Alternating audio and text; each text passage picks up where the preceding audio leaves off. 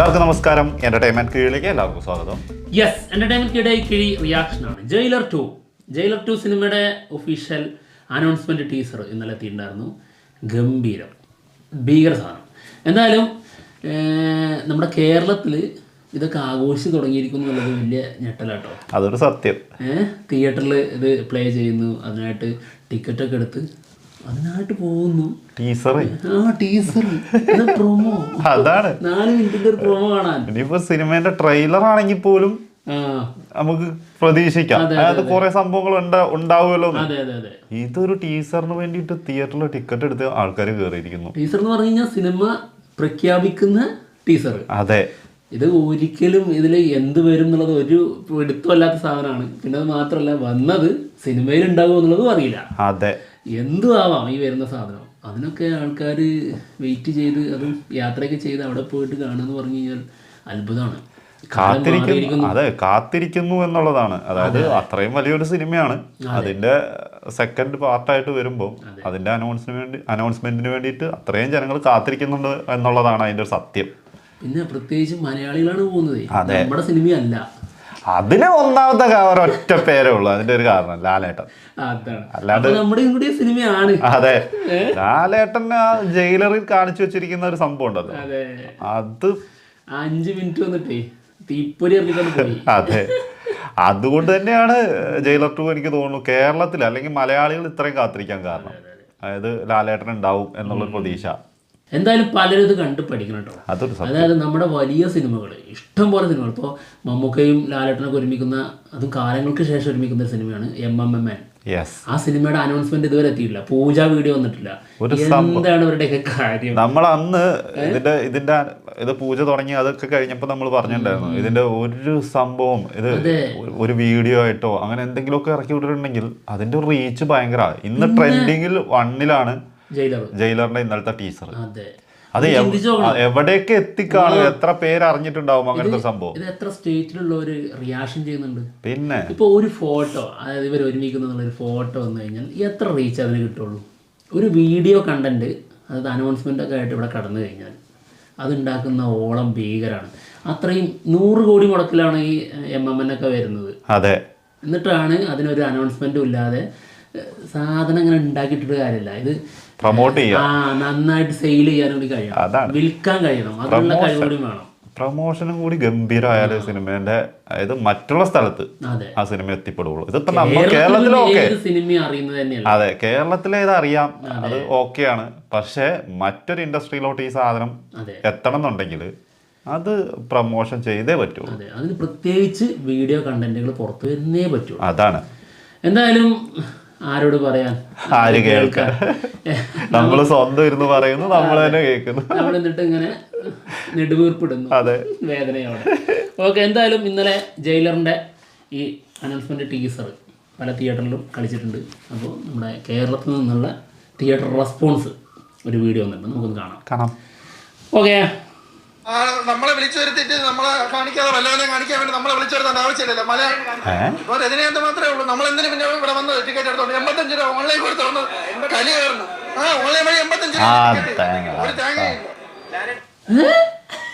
ഞാൻ തുടക്കത്തിൽ തന്നെ ഇങ്ങനെയാവുന്ന ഞാൻ പ്രതീക്ഷിച്ചില്ലായിരുന്നു. ഈ കണ്ടന്റ് പറഞ്ഞാൽ മതി. സത്യം, ഇതിൽ കയറിപ്പോയാൽ മതിയായിരുന്നു. ഇതിപ്പോ എന്താ പറയാ, ആരെ വിളിച്ചു വരുത്തി? വേണമെങ്കിൽ പോവാം, ടിക്കറ്റ് എടുക്കാം, ഇന്ന തിയേറ്ററുകളിൽ ഇന്ന ടൈമില് ടീസർ അനൗൺസ്മെന്റ് വീഡിയോ വരും, അത്രേ ഉള്ളൂ. അത് എങ്ങനെ വേണമെങ്കിലും ആർക്ക് വേണമെങ്കിലും, പോയില്ലേലും അവർക്കൊരു കുഴപ്പമുണ്ടാകാൻ പോണില്ല. ഇനി അതും പോട്ടെ, അല്ലെങ്കിൽ തന്നെ ലാലേട്ടനെ കാണുമെന്ന് എഴുതിയിട്ടാണ് ഈ പോയേക്കുന്നത് ഒരു അനൗൺസ്മെന്റ് വീഡിയോയില്. അല്ല, സിനിമ പ്രതീക്ഷ ജയിലർ 2 ആണ് ഇടുന്നത് കരുതിയോ? ഒരിക്കലും അങ്ങനെ കരുതി പോവാനേ പാടില്ലായിരുന്നു. എന്താണ് അനൗൺസ്മെന്റ് ടീസർ, എന്താണ് പ്രൊമോ, ഇതൊന്നും അറിയാത്ത ആളാണോ? ഓ, ഭീകരായിട്ടോ ഞെട്ടിച്ചു കളഞ്ഞു, ഭയങ്കര കലിപ്പില്ലേ. ഓക്കെ, എന്തായാലും ഒന്നുകൂടെ കാണാം. നമ്മളെ വിളിച്ചു വരുത്തിട്ട് നമ്മളെ കാണിക്കാതെ വല്ലവനെ കാണിക്കാൻ വേണ്ടി നമ്മളെ വിളിച്ചു വരുത്തേണ്ട ആവശ്യമില്ലല്ലോ. ഇപ്പൊ രജനീകാന്ത് മാത്രമേ ഉള്ളൂ. നമ്മൾ എന്തിനു ലാലേട്ടനെ കാണാത്തതിന്റെ ആ വിഷമാണ്. ഓൺലൈൻ വഴി 85 രൂപ ടിക്കറ്റ്, ഒരു തേങ്ങയില്ല.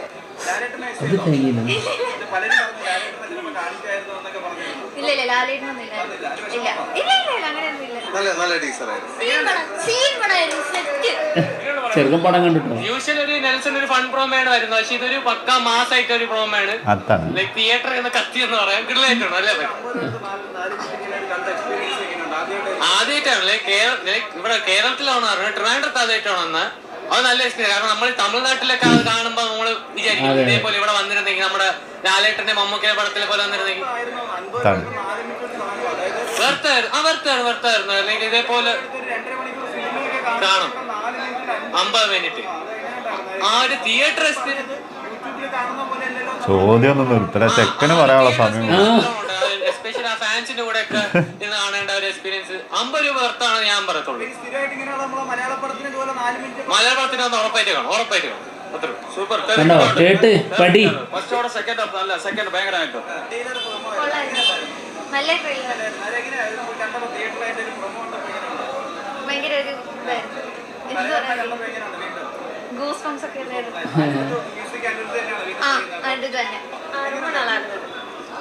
ரொம்ப நல்லா இருந்தது.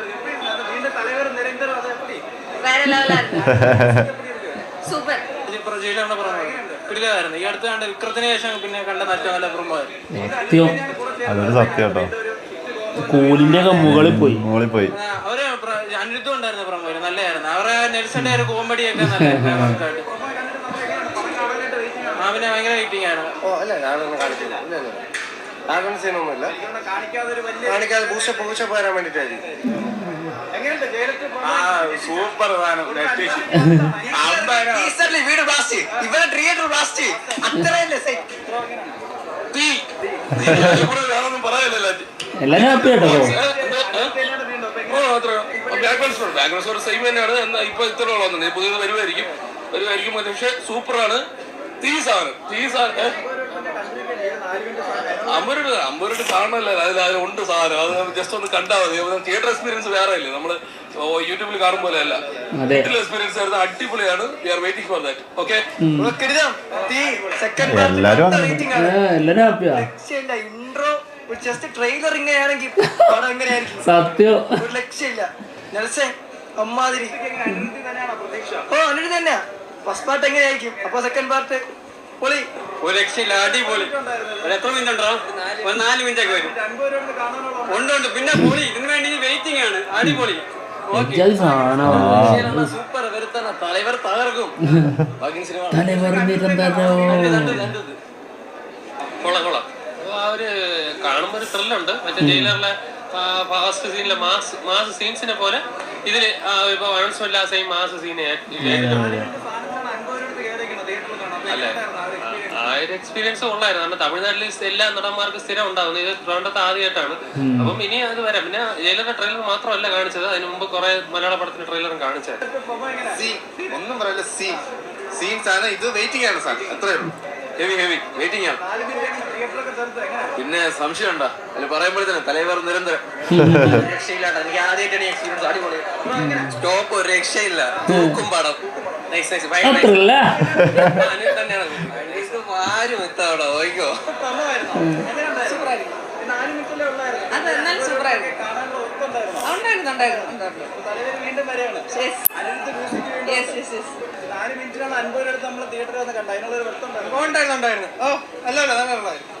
പൊളി ബ്രോ.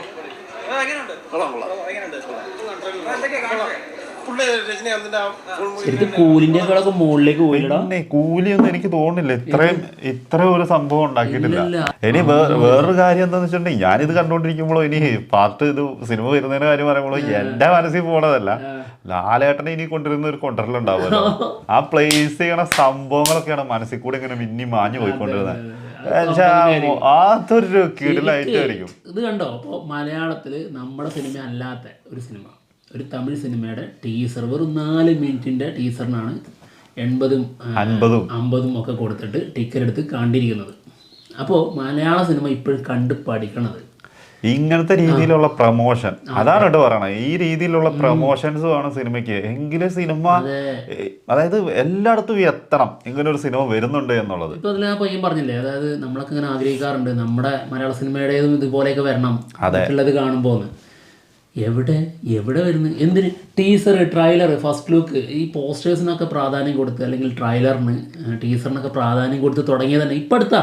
കുറച്ച് കാലങ്ങളായിട്ടുള്ളൂ. കുറച്ചായിട്ടുള്ളൂ. അതെ, അല്ലെങ്കിൽ അതിനൊന്നും ഒരു പ്രാധാന്യം ഉണ്ടായിരുന്നില്ല. ഇപ്പോൾ ഒരു പ്രൊമോയ്ക്കൊക്കെ എന്തുണ്ടാക്കാനാണെന്ന് ചോദിക്കുന്നുണ്ടെങ്കിൽ നിങ്ങൾക്ക് ജസ്റ്റ് മലയാളി ഫ്രം ഇന്ത്യയുടെ പ്രൊമോ എന്നിട്ട് നോക്കിയാൽ മതി. സത്യം. ആ ഒറ്റ പ്രൊമോ കാരണമാണ് ആ സിനിമയുടെ റേഞ്ച് തന്നെ പോയത് മുകളിലേക്ക്, ഏത് ലെവലിലേക്ക് എത്തിയത്. അതാണ് വ്യത്യാസം. അതാണ്. എന്താണെങ്കിലും നമുക്ക് പ്രതീക്ഷിക്കാം മാറ്റങ്ങൾ നമ്മുടെ മലയാള സിനിമയിലും ഉണ്ടാവും തന്നെ കേട്ടോ. എന്തായാലും പോവല്ല. എന്നാലും ചിലരൊക്കെ അങ്ങനെ പ്രൊമോ ഒക്കെ ചെയ്ത് വിടുന്നുണ്ട്. ചിലതുണ്ട്. പക്ഷെ ഇപ്പോഴും ഈ വലിയ സിനിമ ഞാൻ അതാലോചിക്കുന്നു 100 കോടി ഈ വലിയ സിനിമകൾക്ക് അല്ലെങ്കിൽ ഇത്രയും ബഡ്ജറ്റ് ഇറക്കുമ്പോൾ ആ സിനിമേന്റെ ആ ബഡ്ജറ്റ് തിരിച്ചു പിടിക്കുക എന്നുള്ളൊരു സംഭവമാണല്ലോ. അത് സിനിമ എല്ലാം ചെയ്ത് കഴിഞ്ഞിട്ട് ലാസ്റ്റിലേക്ക് കൊണ്ടുപോയിട്ട് പ്രൊമോഷൻ ചെയ്തുകൊണ്ട് അതിന് എന്തെങ്കിലും ഗുണമുണ്ടോ എനിക്ക് തോന്നുന്നില്ല ആ സംഭവം. എന്തിന് 100 കോടി ബഡ്ജറ്റിൽ വരുന്ന ഒരു സിനിമ 125 കോടി അടിച്ചു. വലിയ വിജയമാണോ ആ സിനിമ? അതെ. അപ്പൊ 125 അടിച്ചാൽ മതിയോ? വെറും കേരളത്തിൽ മാത്രം ജനങ്ങൾ കണ്ടാൽ മതി എന്നാണ് അവർ വിശ്വസിക്കുന്നത്. എനിക്ക് തോന്നുന്നു ഇത് ചെയ്തൊരു സംഭവം എനിക്കുള്ളൂ. ഈ എമ്പുരാന് വേണ്ടിയിട്ട് അവര് ഫസ്റ്റ് ഒരു പ്രൊമോ പോലെ അവര് സംസാരിച്ചിരിക്കുന്ന ഒരു വീഡിയോ, പിന്നെ ലാസ്റ്റ് മറ്റേ ആ ഒരു ലൂസിഫറിന്റെ ലാസ്റ്റ് ഭാഗം വെച്ചിട്ട് സാധനം ചെയ്തിട്ടുണ്ടായിരുന്നു. പക്ഷെ എന്നാ പോലും അതാ പറഞ്ഞ അതും പോരാ. ശരിക്ക് ചെയ്തു വെച്ചതിനകത്തുനിന്ന് അല്ലെങ്കിൽ അതിന് വേണ്ടിയിട്ട് ഒരു വീഡിയോ തന്നെ ചെയ്യണം.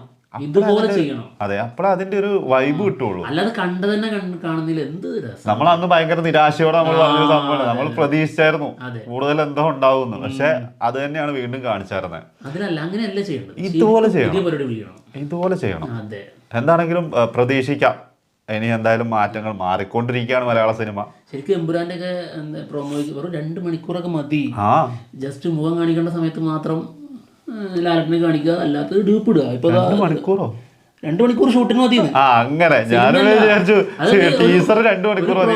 ഒരു പ്രൊമോ ക്രിയേറ്റ് ചെയ്യാനേ ജസ്റ്റ് 2 മണിക്കൂർ മതി. കുറച്ച് കാര്യങ്ങൾക്ക് ശരിക്കും CG ഇട്ട് ചെയ്യാം. എവിടെയെങ്കിലും അതിനായിട്ട് ലൊക്കേഷൻ തിരഞ്ഞെടുത്ത് ഇതൊന്നും വേണ്ട, ഒരു സ്റ്റുഡിയോ മതി. പിന്നെ ബാക്കിയുള്ള കാര്യങ്ങൾക്ക് ജസ്റ്റ് ഡ്യൂപ്പ് ഇടുക. ചെറിയൊരു സംഭവം ചെയ്താൽ മതി. ശരിക്കും ഒരു 1.5 മിനിറ്റ് 2 മിനിറ്റിന്റെ ഒരു സാധനം, അതിൽ കൂടുതലൊന്നും പ്രതീക്ഷിക്കുന്നേ ഇല്ല. അത് വന്നാൽ പോലും ആളിക്കത്തും. പിന്നെ അതിന് പ്രത്യേക, അതായത് സിനിമയുടെ ഒരു കണ്ടന്റിന്റെ ആവശ്യമില്ല. അതെ, വേറെ കണ്ടന്റ് അല്ലേ. എന്ത് വീഡിയോ വേണമെങ്കിലും ചെയ്യാം. അനൗൺസ്മെന്റ് അല്ലെങ്കിൽ ഒരു സിനിമയുടെ പ്രൊമോഷന് വേണ്ടിട്ട് ചെയ്യുന്ന ഒരു സാധനം, അത്രേ ഉള്ളൂ. അല്ലാണ്ട് അതിന്റെ അപ്പുറത്തേക്ക് വേറൊന്നുമില്ല. പുഷ്പ 2 എന്തായിരുന്നു? പിന്നെ അതെ, ആ കടുവേനെ കാണിച്ചു പോയത്. അങ്ങനത്തെ സംഭവങ്ങളൊക്കെ ചെയ്യുക. എന്നാലേ എല്ലാ ഈ വലിയ ബിഗ് ബഡ്ജറ്റ് സിനിമകൾ വരുമ്പോൾ അവർ ഏറ്റവും കൂടുതൽ ശ്രദ്ധിക്കുന്ന സാധനം അതാ. എന്തിനാന്ന് വെച്ചിട്ടുണ്ടെങ്കിൽ അതിനു വേണ്ടി കാത്തിരിക്കണം. ആ സിനിമയുടെ കളക്ഷൻ, അതായത് മുടക്കുന്നതിന്റെ എന്തെങ്കിലും കിട്ടണ്ടേ, അതിനു വേണ്ടിയിട്ടാണ് അങ്ങനെയൊക്കെ ചെയ്യുന്നത്. ഇത് ഇവിടെ മാത്രം ഇറങ്ങിയാൽ മതി, ഇവിടുത്തെ ആൾക്കാർ കണ്ടോളും എന്നുള്ള ചിന്തയാണ്. മോഹൻലാൽ മമ്മൂട്ടി ഒരുമിച്ച് എന്നുള്ളത് വലിയ സംബന്ധനയാണ്. അത് നമുക്ക് അതാണ്. മറ്റുള്ള അത് നമുക്കാണ്, അത് മറ്റുള്ള ഇൻഡസ്ട്രിയിലും കൂടി അറിഞ്ഞാലേ അവർക്ക് ആകുള്ളൂ. അത് എങ്കിലേ അതിനുവേണ്ടി കാത്തിരിക്കുള്ളൂ. അപ്പൊ അങ്ങനത്തെ സംഭവങ്ങൾ ചെയ്യുക എന്നുള്ളതാണ് പറയാനുള്ള കാര്യം. ചെയ്യുക. എന്താണെങ്കിലും ഞങ്ങൾ ചെയ്യുമ്പോൾ എന്തായാലും ചെയ്യും. അല്ലാതെ പിന്നെ അതിനകത്ത് വേറെ ഒന്നും പറയാം. അതെ, നമുക്ക് പറയാൻ പറ്റുന്ന ഒരു ഉറപ്പുള്ളൂ. കണ്ടു പടി ഇങ്ങനെ ചെയ്യണം സംഗതികൾ. അപ്പൊ എന്തായാലും അപ്പൊ എന്തായാലും ഞങ്ങൾ പോവാണ്. മറ്റുള്ള വിശേഷങ്ങളുമായിട്ട് ഉടനെ തന്നെ വരാം. ബൈ.